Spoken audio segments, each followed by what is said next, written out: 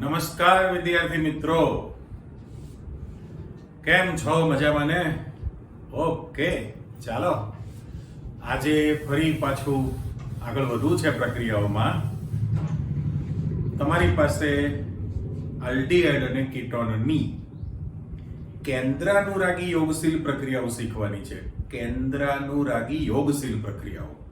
Okay, હવે electron અનુરાગી યોગશીલ પ્રક્રિયા તો આપણને ખબર જ છે, બરાબર, આલ્કિનમાં જે થતી હતી. અત્યારે તમારે કેન્દ્રાનુરાગી યોગશીલ પ્રક્રિયા સમજવાની છે. ઘણી બધી છે, અલગ અલગ પ્રકારની, બરાબર. કેટલા પ્રકારની છે તો મેં હેડિંગ આપેલું છે, ચેક કરો કે ભાઈ કેન્દ્રાનુરાગી યોગશીલ પ્રક્રિયાઓ આલ્ડીહાઇડ અને કીટોન માટે એ બધા ઇન્ડિવિજ્યુઅલ ક્વેશ્ચન બની જાય. સાથે સાથે પરિવર્તન પણ છે.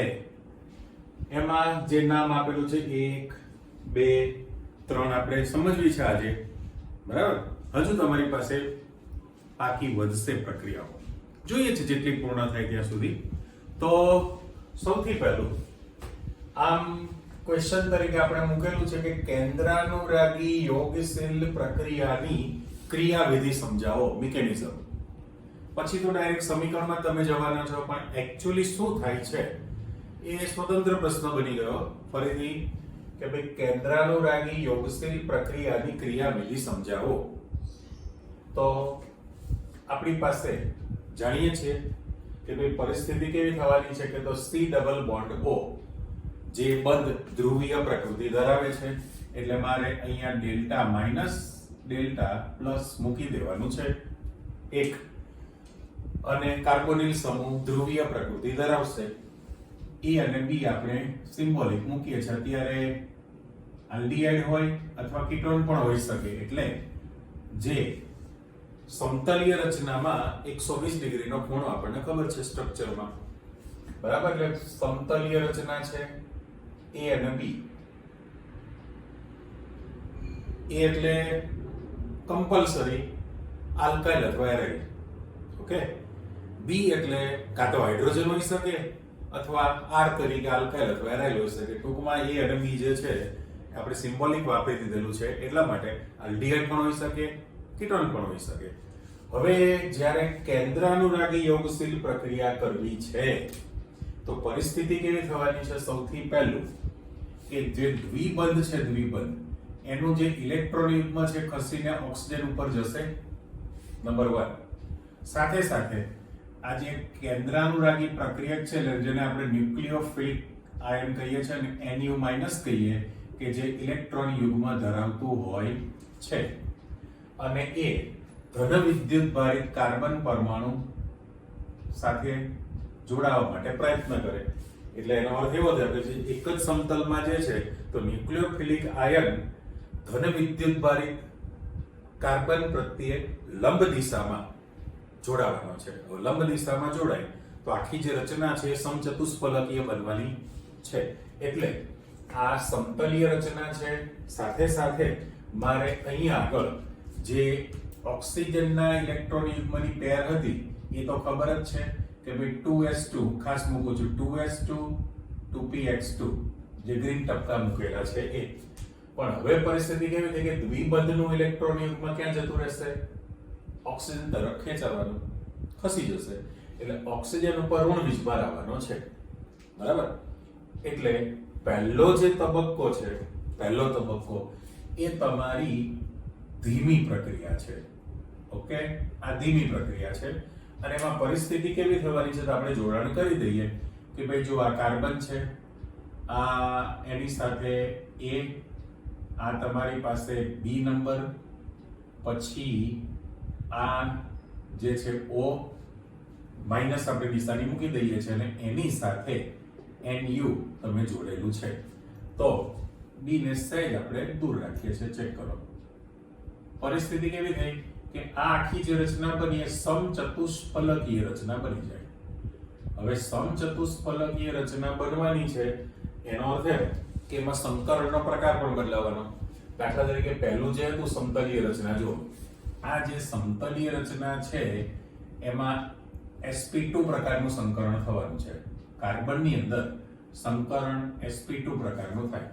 પણ જ્યારે ન્યુક્લિયોફિલિક આયન જ્યારે ધન વિદ્યુતભારિત કાર્બન પર હુમલો કરે અને એની સાથે જ્યારે લંબ દિશામાં ગોઠવાશે અને જે સમચતુષ્ફલકીય રચના બની તો એમાં કાર્બનમાં જે સંકરણ છે એ sp3 પ્રકારનું થવાનું છે. એટલે મધ્યવર્તી બન્યું છે, મધ્યવર્તી સમચતુષ્ફલકીય બન્યું છે, પણ એ લાંબા સમય સુધી અસ્તિત્વ ધરાવી શકશે નહીં, કારણ કે એને તટસ્થ થવા માટે પ્રોટોનની જરૂર છે. એટલે જો તમે આની અંદર H+ નો ઉમેરો કરો, જેને પ્રોટોનેશન કહેવાય, પ્રોટોન ઉમેરવાનો છે. હવે જો તમે પ્રોટોનનું ઉમેરણ કરો એટલે ફરી પાછું આ કાર્બન છે, એની સાથે આ A નંબર, આ તમારી પાસે છે એમને જ B નંબર મૂકીએ છીએ, O ને H મળી જાય એટલે OH બની જશે, અને આ ન્યુક્લિયોફિલિક આયન જે છે એ જોડાણમાં આવી ગયું. તો એ પણ જે બન્યું એ યોગશીલ નિપજ છે. યોગશીલ તમારી પાસે નિપજ તૈયાર થઈ કહેવાય. એટલે આ જે સમજૂતી છે એમાં બધી જ પ્રક્રિયા આપણે શીખવાની છે. પણ પહેલો જે તબક્કો છે ધીમી પ્રક્રિયા છે, તબક્કો 1. એટલે તબક્કો 1 જો ધીમી પ્રક્રિયા હોય તો એના કારણે એ વેગ નિર્ણાયક તબક્કો કહેવાશે, રાઈટ? પણ જે તબક્કો બીજો જે છે એ એકદમ એની સાપેક્ષમાં ઝડપી પ્રક્રિયા છે. ઝડપી પ્રક્રિયા હોવાનું કારણ તમને ખબર જ છે, કારણ કે ઓક્સિજન ઉપર ઋણ વીજભાર છે. તટસ્થ થવા માટે એને ઇલેક્ટ્રોનનું દાન કરવું છે અને સામે કોઈ ઇલેક્ટ્રોન સ્વીકારવાનો છે. એટલે માધ્યમમાંથી જેવો એને પ્રોટોન મળે તરત જ ત્યાં OH લાગી જશે, OH બની જશે, એમ કહેવાનો યોગશીલ નિપજ બને. ટૂંકમાં અહીંયા ફરીથી આપણે રિપીટ કરીએ છીએ કે બે આલ્ડીહાઇડ અને કીટોન બંને સંયોજનમાં કાર્બોનિલ સમૂહ આવેલો છે, રાઈટ? એટલે બંને સમાન રાસાયણિક પ્રક્રિયાઓ આપે. આલ્ડીહાઇડ આપે એવી જ પ્રક્રિયા કીટોન આપવાનું છે. પણ એ જે કાર્બોનિલ સમૂહ બંનેમાં હાજર છે એ ધ્રુવીય પ્રકૃતિ ધરાવે. હવે પરિસ્થિતિ કેવી થયેલી કે સમતલીય રચનામાં કાર્બનમાં sp2 પ્રકારનું સંકરણ થયેલું છે. જ્યારે કેન્દ્રાનુરાગી પ્રક્રિયક જે છે, આ જે છે ને બસ સહેજ હું આના પર ટપકા અને રાઉન્ડ આપી દઉં છું, તો ન્યુક્લિયોફિલિક આયન જે છે, કોઈ પણ ઋણાયન કેન્દ્રાનુરાગી લુઈસ બેઝ તરીકે વર્તે. એ ધન વિદ્યુત ભારિત કાર્બન પર હુમલો કરે, મીન્સ કે એની સાથે જોડાવાનો છે, તો લંબ દિશામાં આવે. જેના કારણે એક તો ધીમી પ્રક્રિયા છે, વેગ નિર્ણાયક બની ગયો પહેલો તબક્કો. તો હવે કાર્બનની અંદર sp3 પ્રકારનું સંકરણ થયું, સમચતુષ્ફલકીય રચના બની. પણ સ્થિરતા ઓછી હોય, પ્રોટોન ઉમેરવાનો છે, માધ્યમમાંથી પ્રોટોન સ્વીકારે, જેને પ્રોટોનેશન કહેવાય. પણ એ પ્રક્રિયા ઝડપી છે. તો બીજા તબક્કામાં તમારી પાસે ફાઇનલ નિપજ તૈયાર થઈ ગઈ, યોગશીલ નિપજ બની જાય. ઓકે, તો આ એની મિકેનિઝમ છે. એના પ્રમાણે બધી જ પ્રક્રિયાનો તમારે અભ્યાસ કરવો છે, રાઈટ?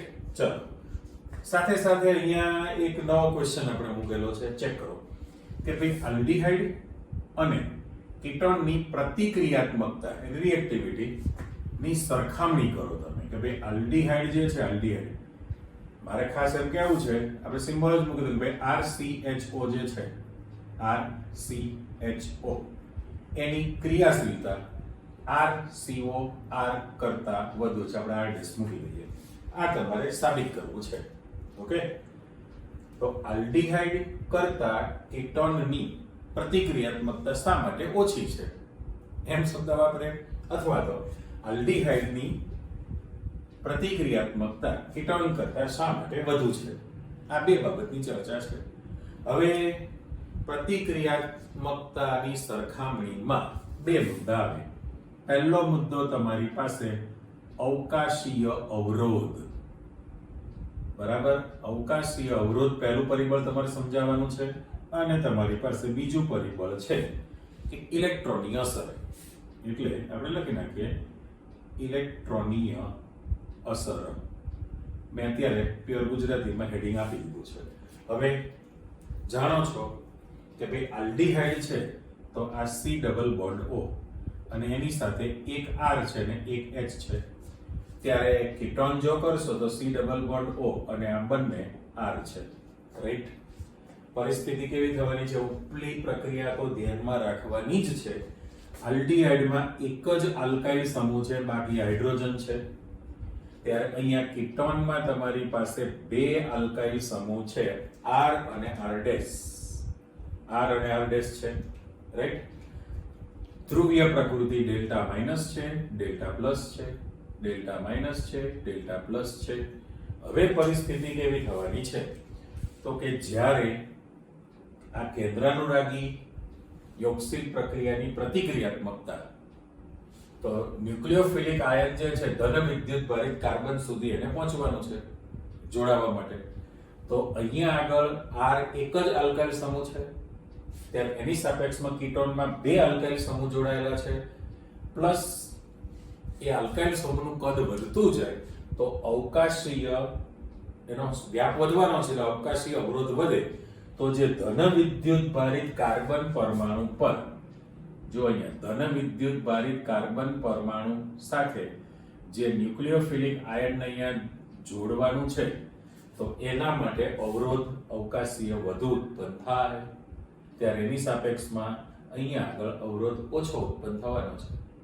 એના કારણે આલ્ડીહાઇડની યોગશીલ પ્રક્રિયા માટેની સક્રિયતા કીટોન કરતા વધુ હોય છે. એટલે પહેલું પરિબળ તો અવકાશી અવરોધ આપણને ખબર જ છે. સાથે સાથે ઇલેક્ટ્રોનીય અસરનો અર્થ એવો છે પ્લસ આઈ અસર શબ્દ આપણે કહીએ છીએ. પ્લસ આઈ અસરમાં પણ એ જ આકૃતિ ફરી પાછળ મૂકી દો તો કેવું થવાનું કે ભાઈ aldehyde C double bond O છે, આ H છે અને R છે. ત્યારે કીટોનની અંદર C ડબલ બોન્ડ O છે અને એની સાથે બે આલ્કાઇલ સમૂહ જોડાયેલા છે. એટલે હતું એમને જ મારે delta minus delta plus, delta minus delta plus તો મૂકી જ દેવાનું છે. પણ હવે પરિસ્થિતિ કેવી થવાની છે? તો આપણે આ બે આલ્કાઇલ સમૂહ છે, અહીંયા એક જ આલ્કાઇલ સમૂહ છે અને માત્ર હાઇડ્રોજન છે.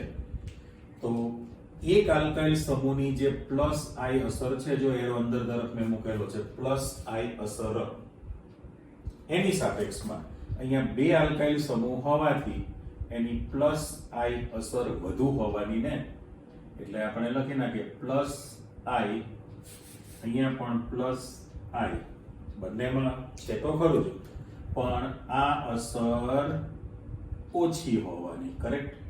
ત્યારે આમાં આની અસર વધુ રહેવાની છે, અસર તમારી પાસે વધુ રહેવાની છે. એટલે જેના કારણે હવે આ એકચ્યુઅલી તો ઇલેક્ટ્રોન પૂરક, ઇલેક્ટ્રોન દાતા સમૂહ છે. કાર્બન ઉપર ધન વીજભાર છે, સમજી લો, કાર્બન ઉપર ધન વીજભાર છે, કરેક્ટ? આ ઇલેક્ટ્રોન દાતા સમૂહ છે, પ્લસ આઈ અસર. તો એ ઇલેક્ટ્રોન જો પસાર કરે તો કાર્બન પરનો ધન વીજભાર ઘટે, રાઈટ? જો ધન વીજભાર ઘટે તો જે ન્યુક્લિયોફિલિક આયનને જે એટેક કરવાનો છે એનું પ્રમાણ શું થાય? ઘટે, બટ નેચરલી. ત્યારે અહીંયા એક જ આલ્કાઇલ સમૂહ છે, જો એટલે મેં કોમનમાં ચિત્ર મૂકેલું છે ન્યુક્લિયોફિલિક આયનનો હુમલો. એટલે ટૂંકમાં ઇન શોર્ટ બે જ વસ્તુ જવાબદાર છે. એક તો અવકાશીય અવરોધ, આલ્કાઇલ સમૂહ એક જ છે, આમાં બે છે, અવકાશીય અવરોધ વ્યાપ વધી જાય, જેના કારણે આને કાર્બન સુધી પહોંચવા માટે છેલ્લેથી પહોંચી ન શકે. સેમ કોપી કે ભાઈ ઇલેક્ટ્રોનની અસર તો પ્લસ આઈ અસર, ઇલેક્ટ્રોન દાતા સમૂહ એક જ છે, ત્યારે આમાં બે સમૂહ લાગી જાય, બરાબર? અને જેના કારણે તમારી પાસે પ્લસ આઈ અસર આમાં વધુ ઉત્પન્ન થવાની છે, તો પ્રતિક્રિયાત્મકતા ઘટે છે. ઓકે? એટલે આ જનરલ તમારા બે પ્રશ્ન થયા અને હવે આપણે જવું છે આ પ્રક્રિયાઓના અભ્યાસમાં. તો સૌથી પહેલું આલ્ડીહાઇડ અને કીટોનની કેન્દ્રાનુરાગી યોગશીલ પ્રક્રિયાઓ. અયોગશીલ એટલે આપણને ખબર જ છે, બરાબર?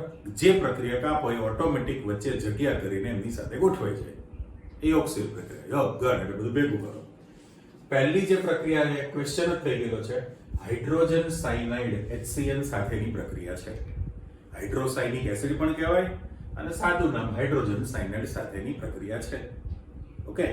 હવે એમાં આપણે જનરલ સમીકરણ પહેલા મૂકવું છે અને પછી જાણકારી માટે એક ઉદાહરણ મૂકીએ.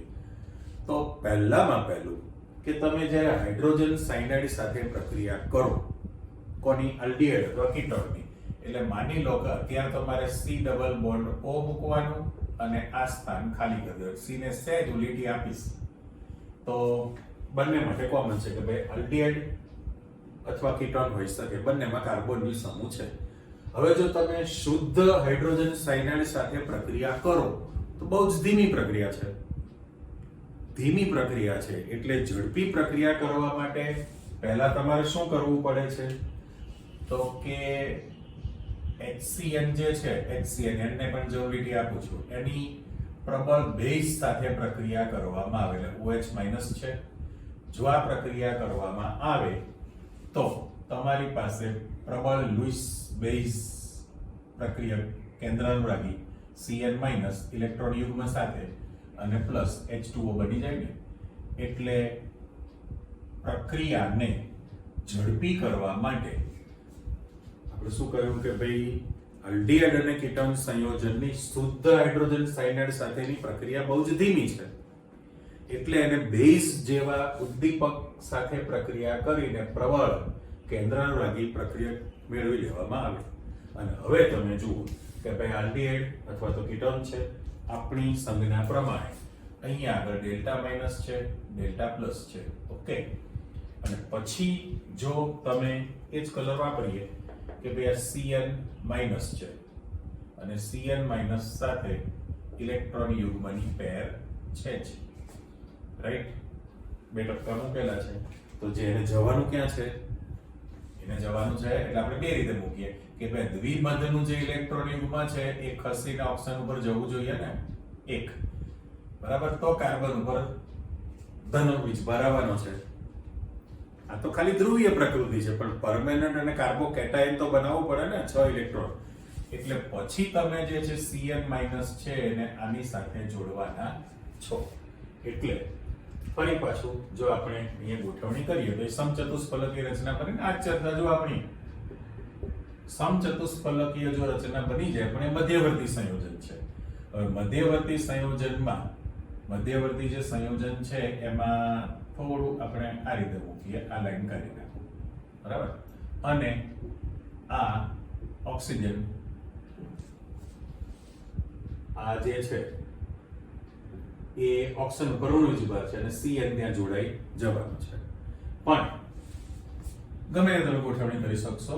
એટલે આ O- છે, આ Cn તમે જોડી દીધેલો છે હવે, અને આ કાર્બનની લાઇનિંગ આપણે આપી દઈએ તો એ જે બન્યું એ સમચતુષ્ફલકીય રચના બની કહેવાય. આને હું બ્રેકેટ કરી દઉં, બરાબર. સમચતુષ્ફલકીય રચના બની ગયેલી છે. અને તરત જ જો તમે એની આગળ પ્રક્રિયા આપશો, કોની સાથે? માધ્યમમાંથી પ્રોટોન સ્વીકારી લે, કારણ કે આપણે કહ્યું એ પ્રમાણે, તો આ જે છે એ સમચતુષ્ફલકીય મધ્યવર્તી તમારી પાસે સંયોજન બને. અને માધ્યમમાંથી H+ જો એ સ્વીકારી લે, H+ સ્વીકારી લેશે તો તમારી પાસે ફાઇનલ નિપજ તરીકે આ Cn છે, બરાબર. અહીંયા O ને H મળી જશે અને આ સંયોજકતા બની ગઈ. આ તમારી પાસે સાઇનોહાઇડ્રિન જે બનશે એ સાઇનોહાઇડ્રિન નિપજ બની જશે. એટલે જે ચર્ચા કરી એ પ્રમાણે સમચતુષ્ફલકીય મધ્યવર્તી એનું જ્યારે H+ પ્રોટોનેશન થયું કહેવાય. એટલે H+ એટલે આપણે શું કહીએ છીએ? પ્રોટોનેશન, પ્રોટોનનો ઉમેરો થયો કહેવાય, જેના કારણે તમારી પાસે સભ્ય બની જશે. આ ટાઈપની પ્રક્રિયા બની કહેવાય. આપણે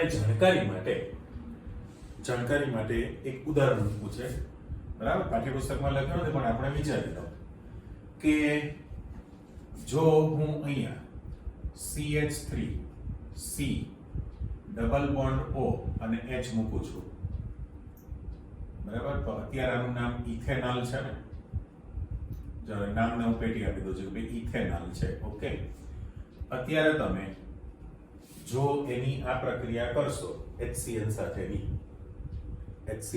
પ્રક્રિયા કરી, એટલે મારે Cn માઇનસ તમે મૂકી દીધું છે અને ઇલેક્ટ્રોનની પેર છે. હવે પરિસ્થિતિ કેવી થવાની છે? તો સમચતુષ્ફલકીય બને. હું ખાસ આ જે H છે H ને ગોળ બિંદુ મૂકી દઉં છું. આ CH3CH double bond O ethanol છે. ઓકે, પણ અહીંયા CH3 કરી નાખું તો CH3COCH3 પ્રોપેનોન બની જાય કે નહીં? એટલે ગોળ જે બિંદુ મૂકેલું છે બિંદામાં H એની જગ્યાએ તમે આલ્કાઇલ સમૂહ મૂકી દો તો કીટોન બની જશે.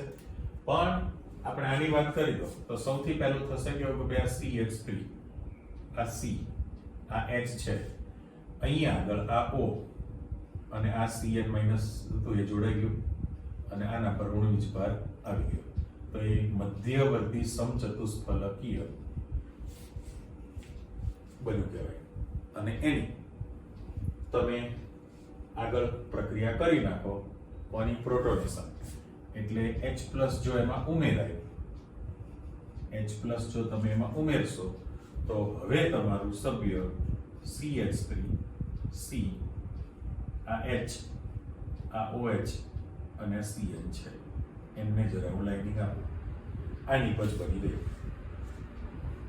પ્રોટોનેશન. એટલે ફરી પાછું દાખલા તરીકે H ને તો હું ગોળ બિંદુ આપી જ દઉં છું. હવે તમારી પાસે બે સભ્ય કેવા બન્યા કહેવાય.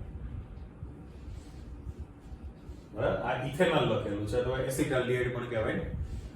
જો બંને તરીકે આ જે સૂત્ર લખેલું છે આ સૂત્ર એને મારે બીજી રીતે લખવું તો લખાય CH3 CH નીચે OH અને Cn. આ ફાઇનલ તમારી નિપજ બનેલી કહેવાય. તો એને એસિટાલ્ડિહાઇડ સાયનોહાઇડ્રીન કહેવાય અથવા ઇથેનોલ સાયનોહાઇડ્રીન કહેવાશે. જો એટલે CH3 CH નીચે OH અને Cn છે. પણ જો તમે અહીંયા H ની જગ્યાએ H જે છે એની જગ્યાએ તમે કોણ મૂકી દેશો? બોલો, CH3 મૂકી દો તો આપણી પાસે બીજી નિપજ કેવી બની જાય? તો આ જે CH3 જે એમને જ રાખું છું, CH3 C ઉપર CH3 કરી દઉં, નીચે OH છે અને Cn આપણે મૂકી દીધું તો આ તમારી કીટોન માટેની નિપજ બની જાય. એટલે તો એનું પ્રોપેનોન સાયનોહાઇડ્રીન કહેવાય. પ્રોપેનોન સાયનોહાઇડ્રીન છે.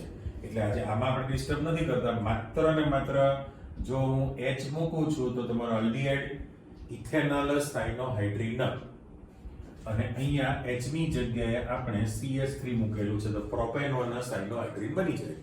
એટલે ટૂંકમાં સેમ્પલ પેલું તો જનરલ સમીકરણ હતું પણ આપણે ઉદાહરણ સાથે લખવું હોય તો આવી ગયું તમારી પાસે કે ભાઈ ઇથેનોલ છે, ઇથેનોલ એની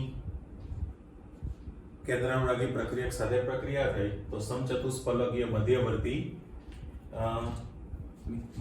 સંયોજન બન્યું. એટલે આપણે મધ્યવર્તી શબ્દ આપી દીધો અને પછી તમે એનું પ્રોટોનેશન કરશો.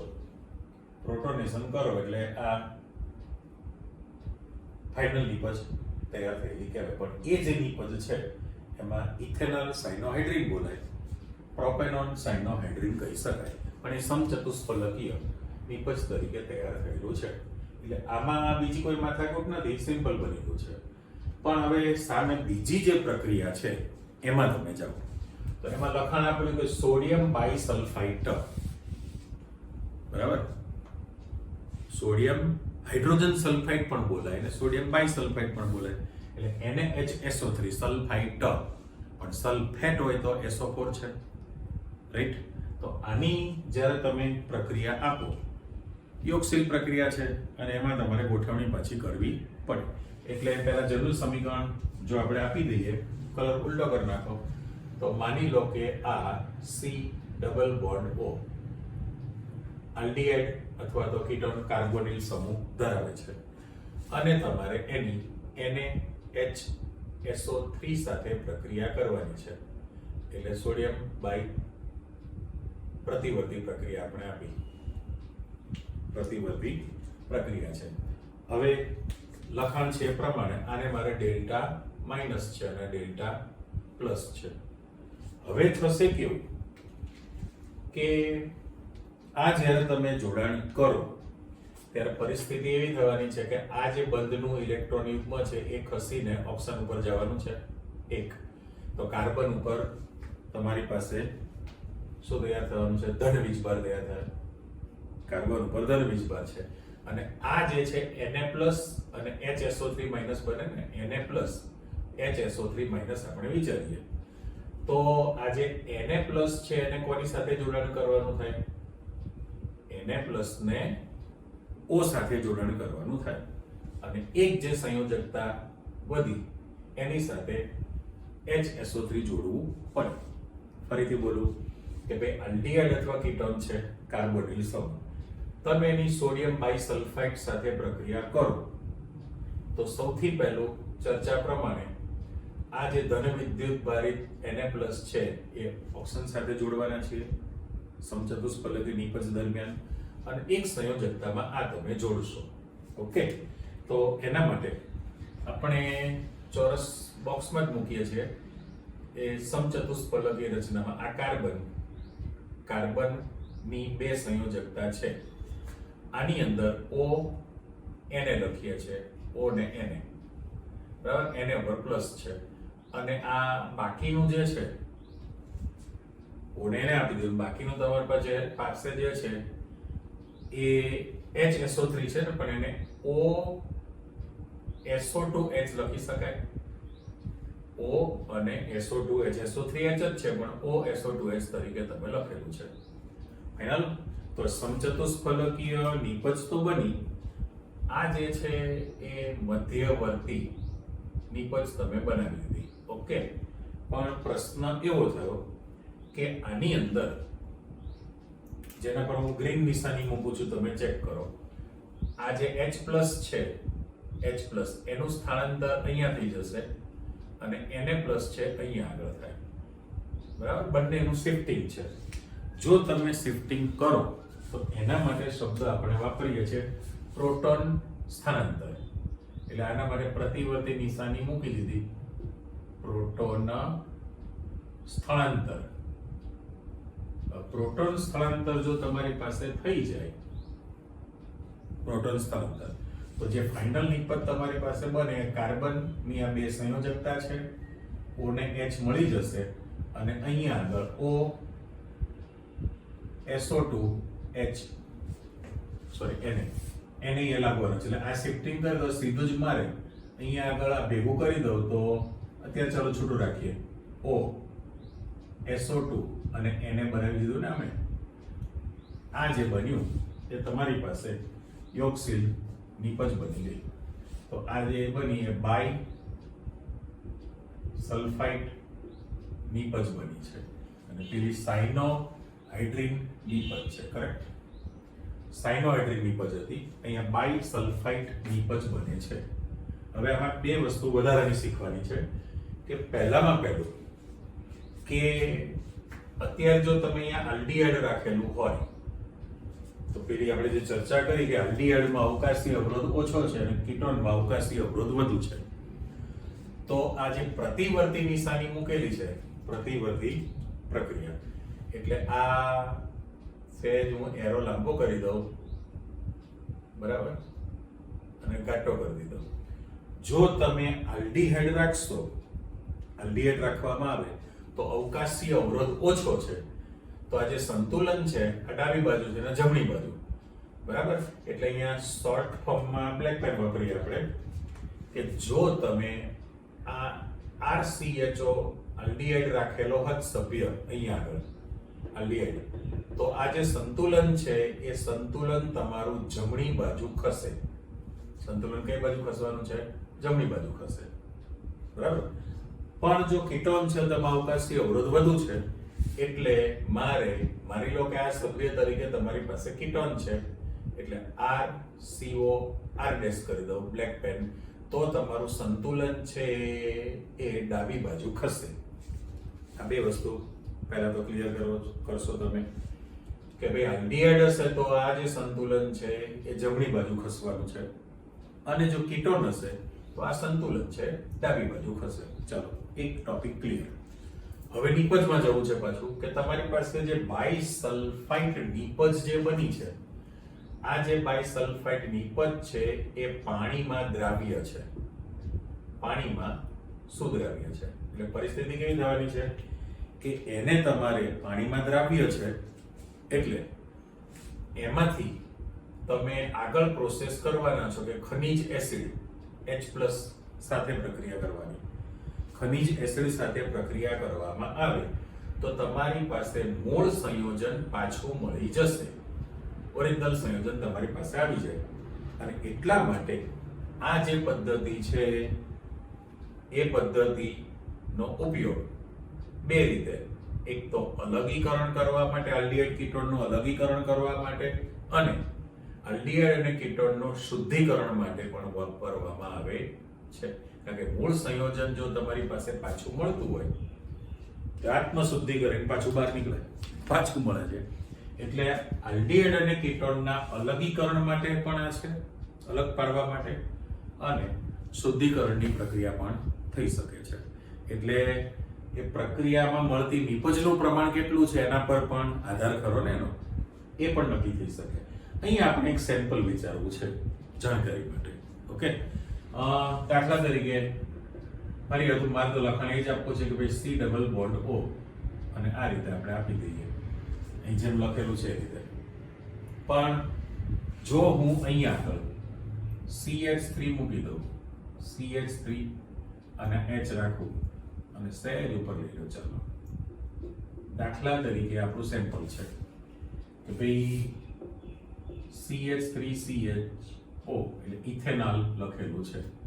હવે જો તમે ઇથેનોલની આ જેમ ટુકડામાં તમને પ્રક્રિયા કરીને આપેલું છે કે પ્રોટોન સ્થળાંતર થયું આ રીતનું, તો આપણે એવું લખીએ, ચાલો NaHSO3 સાથે પ્રક્રિયા કરવાના છો તો તમારી પાસે પ્રતિવર્તી નિશાની કરીને મારે જે નિપજ બનાવી છે એ CH3, બરાબર, આ CH3, આ C અને H એમને છે, કરેક્ટ. હવે અહીંયા આગળ O ને Na આપી દઉં અને O SO2 અને H રાખી દઉં. ચલો આને આપણે ચોરસ કૌંસ કરી દીધું. ચતુષ્ફલકીય તમારી પાસે નિપજ બની ગઈ છે. પ્રમાણે આપણે લખાણમાં આ ડેલ્ટા માઇનસ છે, ડેલ્ટા પ્લસ છે. વાત કરીએ પ્રમાણે આ દ્વિબંધનું ઇલેક્ટ્રોનિક ઓક્સન ઉપર ખસે, Na પ્લસ છે ઓક્સન પાસે જવાનો છે ઉપલી માહિતી પ્રમાણે. એટલે તમે જે જોડાણ કરેલું છે, જોડાણ એની અંદર જે ફેરબદલી કરવી છે, હવે બે કલર આપણે કરીએ છીએ. તમે આ શીખી લીધું છે, હું કલર ચેન્જ કરું કે ભાઈ O ને તમે એને આપેલો છે રેડ કલર આપી દીધું, અને આખી સંયોજકતામાં તમે O SO2 અને H ને જોડેલો છે. બ્લેક નિશાની સમચતુષ્ફલકીય નિપજ, એટલે આને મારે મધ્યવર્તી નિપજ લખી જ નાખવાની છે. પણ વાત કરીએ પ્રમાણે સ્થળાંતર થવાનું, પ્રોટોન સ્થળાંતર થાય, Na ઉપર પ્લસ છે અને આમાં SO3H H ઉપર પ્લસ છે. પણ જ્યારે સ્થળાંતર થાય એટલે આ Na પ્લસ છે એ નીચે આવવાનું છે અને જે H પ્લસ છે એને તમે ઉપર મૂકવાના છો. તો ફરી પાછું અહીંયા આગળ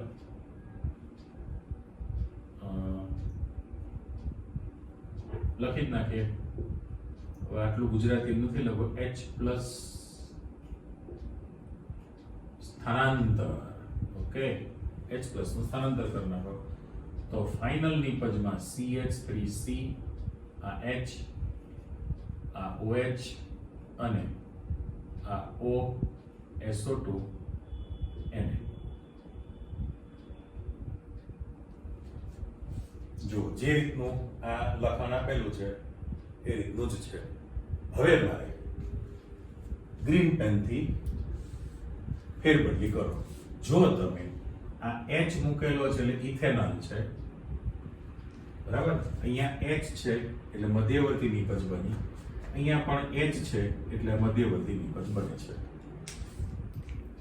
અરે ફાઇનલ નિપજ મધ્યવર્તી તો બોક્સમાં મૂકેલી છે, તો આપણું સૂત્ર બન્યું CH3CH, CH3CH નીચે OH, SO3 અને યોગશીલ પ્રક્રિયા છે એટલે બંને નામનો સરવાળો ઇથેનોલ સોડિયમ બાયસલ્ફાઇટ. ઇથેનોલ સોડિયમ બાયસલ્ફાઇટ નિપજ બની કહેવાય. અને જો તમે અહીંયા CH3 મૂકી દો તો પ્રોપેનોન હતું ને, તો આ CH3C ઉપર CH3 નીચે OH OSO અથવા સીધું SO3 એને પણ તમે લખી શકવાના છો ને એની અંદર. એટલે આને એક બ્લુ પેનથી લખાણ આપું છું. જો દાખલા તરીકે તમે કીટોન રાખ્યું હોય તો CH3C ઉપર CH3 નીચે OH અને હું SO3 એને જોઈન્ટ જ કરી દઉં છું. જુઓ ફાઇનલ એટલે જે ગ્રીન નિશાની મૂકું આ પેટી મારી ગોળ બિંદુ H ની જગ્યાએ આપણે CH3 મૂકી દઈએ. જો H ની જગ્યાએ તમે CH3 મૂકી દો તો પ્રોપેનોન સોડિયમ બાયસલ્ફાઇટ બની જાય. પ્રોપેનોન સોડિયમ બાયસલ્ફાઇટ નિપજ બને અને પેલું ઇથેનોલ સોડિયમ બાયસલ્ફાઇટ બને. ટૂંકમાં આપણે એનું સેમ્પલ આપી શકીએ લખવા માટે. તમારામાં જનરલ ઇક્વેશન હતું પણ બે સ્પષ્ટતા થઈ જવી જોઈએ કે ભાઈ આલ્ડીહાઇડ હશે, ઇથેનોલ હતું, તો આ જે સંતુલન છે એ તમારું કઈ દિશામાં ખસે? પુરોગામી દિશામાં, એટલે ડાબી બાજુ ખસવું. જમણી બાજુ, ડાબીથી જમણી બાજુ. પણ જો કીટોન હોય તો અવકાશી અવરોધ વધી જાય એટલે આ જે સંતુલન છે એ રિવર્સ આવે, જમણી બાજુ ખસે. બરાબર. અને બીજું કે બાયસલ્ફાઇટ નિપજ પાણીમાં દ્રાવ્ય છે એટલે તમે એની જળ વિભાજનની આગળ પ્રક્રિયા કરો, ખનિજ એસિડ સાથે પ્રક્રિયા કરો તો મૂળ સંયોજન પાછું મળે છે. એટલે આલ્ડીહાઇડ અને કીટોન સંયોજનના શુદ્ધિકરણ માટે આ પ્રક્રિયા ખાસ વપરાય છે. એટલે તમને ક્વેશ્ચનમાં એવું પૂછે આલ્ડીહાઇડ અને કીટોનના શુદ્ધિકરણ માટેની પ્રક્રિયા સમજાવો. હવે નામ બામ કશું ના આપે એટલે તમારે યાદ રાખવું પડે કે મારે આ પ્રક્રિયા લેવાની છે. રાઈટ. ચલો, એવી રીતે આની ચોખવટ પાઠ્યપુસ્તકમાં નથી કારણ કે આગલા ચેપ્ટરમાં આપણે ભણી લીધું છે. શું? તો કે આલ્કોહોલનું ઉત્પાદન હતું ને બહુ ડિટેલમાં. કાર્બોનિલ સમૂહ માંથી તમે આલ્કોહોલ લાવો છો, પણ એ કઈ રીતે? તો કે આલ્ડીહાઇડ કીટોન માંથી પણ તમે આલ્કોહોલ લાવી શકો છો. બરાબર. એસ્ટરમાંથી પણ આલ્કોહોલ લાવ્યા હતા અને કાર્બોક્સિલિક માંથી પણ તમે લાવેલા. હવે અહીંયા જે તમને આપેલું છે ગ્રિગ્નાર્ડ પ્રક્રિયક સાથેની પ્રક્રિયા, તો એમાં જનરલ સમીકરણ આપી દો કે ભાઈ C ડબલ બોન્ડ O છે, આ આલ્ડીહાઇડ અથવા કીટોન કાર્બોનિલ સમૂહ, અને તમે એની ગ્રિગ્નાર્ડ પ્રક્રિયક R'-Mg' X સાથેની પ્રક્રિયા કરવાના છો. પણ R'-Mg એટલે કાર્બન જ છે ને, તો આની વિદ્યુત ઋણતા વધુ કહેવાય. આના પર R ઉપર છે ડેલ્ટા માઇનસ વીજભાર આવશે અને Mg ઉપર ડેલ્ટા પ્લસ વીજભાર આવે જે આપણને ખબર છે. અને સાથે સાથે અહીંયા પણ ડેલ્ટા માઇનસ ડેલ્ટા પ્લસ તો મૂકી જ દઈએ. હવે જ્યારે તમે આની યોગશીલ પ્રક્રિયા કરો ત્યારે એની વચ્ચેનો બોન્ડ તૂટવાનો છે. યોગશીલ પ્રક્રિયામાં R'-Mg' છે તો બોન્ડ ક્રેક થાય. OMgX જોડાણ કરવાના છો સમચતુષ્ફલકીય અને એક સંયોજકતામાં R મૂકી દેવાના. એટલે અહીંયા આગળ જો નિશાની જે મૂકેલી છે માત્ર ને માત્ર હું ચોરસ કૌંસમાં મૂકી દઉં. ચોરસ કૌંસની અંદર જે ગોઠવણી તમે કરવાના છો તો આ C સંયોજકતા હતી તમારી પાસે, આ OMgX કરવાના છો અને એની સાથે એક R તમે જોડી દેવાના છો. બરાબર. આ જનરલ છે. અને જ્યારે તમે એનું H+ ની હાજરીમાં એસિડ વડે જળ વિભાજન કરી દેશો, અને બધામાં આપણે પ્રતિવર્તી નિશાની તો મૂકવાની જ છે દરેક પ્રક્રિયામાં. બરાબર. મૂકી દો. ચાલો, પ્રતિવર્તી નિશાની એટલે જળ વિભાજનની પ્રક્રિયા કરશો તો ફરી પાછો તમારી પાસે બોન્ડ તૂટી જાય. હવે જો બોન્ડ તૂટે તો બ્રેક ક્યાંથી થવાનું છે? અહીંથી આ બ્રેક થવાનું છે. એકચ્યુઅલી તો O માઇનસ છે એટલે CH3 તમે ત્યાં મૂકવાના OR કરવાના છો અને Mgx છે, પણ એ બોન્ડ તૂટે જળ વિભાજન થાય તો Mg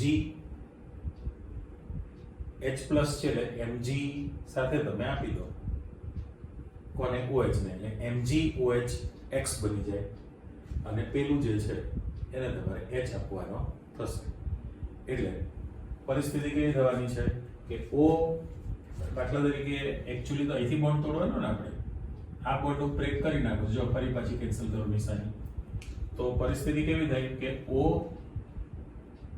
MgX બન્યું છે સેમ્પલ મૂકીએ એટલે તમને અંદાજ આવી જ ગયો હવે જ્યારે બોન્ડ તૂટે બોન્ડ જ્યારે તૂટશે તો તમારી પાસે MgOH X બને એટલે વધારાની પજમાં MgOH X બની ગયું જેનું કોઈ નામ હોતું નથી અને અહીંયા આગળ આ જે કાર્બન છે એની બે સંયોજકતા છે એક તમે R લગાડેલો છે એટલે R તૈયાર થઈ ગયેલો જ કહેવાય અને O ને H તમે આપવાના છો આ રીતની ફાઇનલ નિપજ બની રાઈટ હવે તમારી જે 11મા ચેપ્ટરની નોંધ હતી એ યાદ કરો આ તો ચાલો ગ્રીગનાર્ડ પ્રક્રિયક તમે મૂકેલો છે R'(Mg'(X) હવે તમારી પાસે શરત એમ હતી આ નોંધ તરીકે યાદ કરી લો કે જો તમે HCHO મિથેનાલ સભ્ય રાખેલું હોય અહીંયા આગળ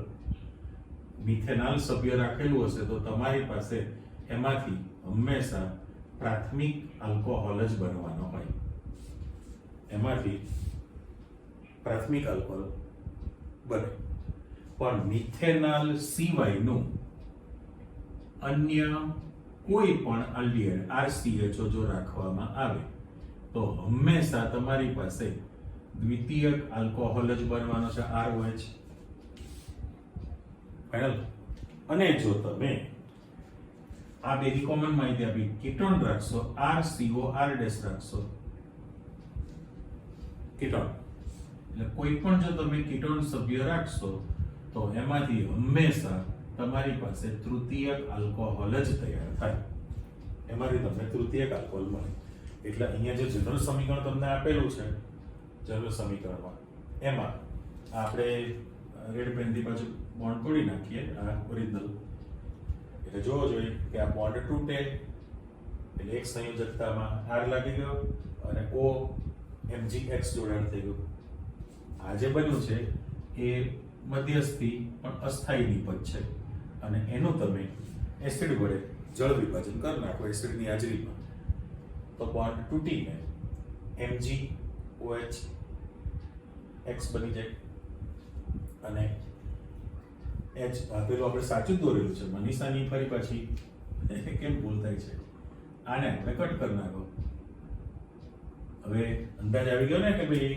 HOH છે પાણીનો અણુ એટલે ચલો અહીં લખી નાખો H અને OH કરી દો દેખાય હવે એ ગોળ કૌંસ કર્યો અને અહીંથી ગ્રીન પેનથી આપણે બોન્ડ તોડી નાખીએ હવે તમને અંદાજ આવી ગયો લખાણની અંદર કે જો જળ વિભાજનની પ્રક્રિયા થશે અહીંથી આ પ્રોસેસમાં એટલે આ બોન્ડ તૂટે H આને આપી દઉં એટલે અહીંયા OH થઈ ગયેલો છે અને OH તમે આ લોકોને આપી દો તો MgOH X બની ગયું કરેક્ટ એટલે ગ્રીગનાર્ડ પ્રક્રિયકમાંથી જો આલ્ડીહાઇડ અને કીટોનની તમે ગ્રીગનાર્ડ પ્રક્રિયક સાથે પ્રક્રિયા કરો તો એમાંથી નિપજ તરીકે આલ્કોહોલ બને એ યોગશીલ પ્રક્રિયા છે કેન્દ્રભાગી પણ જો તમે મિથેનાલ સભ્ય રાખશો તો એમાંથી પ્રાથમિક આલ્કોહોલ બને મિથેનાલ હોય તો આપણને ખબર છે કોણ બનશે ઇથેનોલ બને આની સિવાયનો મિથેનાલ સિવાયનો અન્ય કોઈ પણ આલ્ડીહાઇડ હોય એટલે જનરલ સૂત્ર આપણે આપ્યું કોઈ પણ આલ્ડીહાઇડ છે તેમાંથી દ્વિતીયક આલ્કોહોલ બનવાનો છે દાખલા તરીકે ઇથેનાલ હોય ઇથેનાલ તો પ્રોપેન્ટુઅલ બને પ્રોપેન્ટુઅલ બને અને જો તમે કીટોન કોઈ પણ રાખો તેમાંથી હંમેશા તૃતીયક આલ્કોહોલ જ બનશે પ્રોપેનોન એસિટોન રાખેલો હોત તો તમને ખબર છે કે 2 મિથાઇલ પ્રોપેન્ટુઅલ બની જાય એટલે આ તમારા પરિવર્તન પણ છે મિથેનોલમાંથી ઇથેનોલ પૂછાય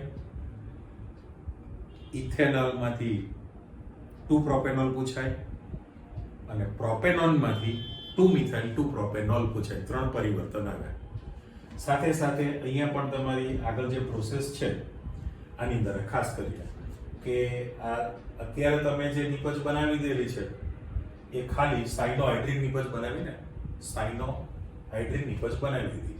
પણ જો તમે આનું ખનિજ એસિડ વડે જળ વિભાજન કરો, હા, તો આમાંથી NH3 એમોનિયા ગેસ બની જાય અને કાર્બોક્સિલિક સમૂહ લાગી જાય. એટલે અલગ નિપજો બનાવવા માટે એ તમારું મધ્યવર્તી સંયોજન છે. અલગ પ્રકારની નિપજો લાવવા માટે તમારી પાસે આ બહુ જ મહત્વનું મધ્યવર્તી સંયોજન બને છે.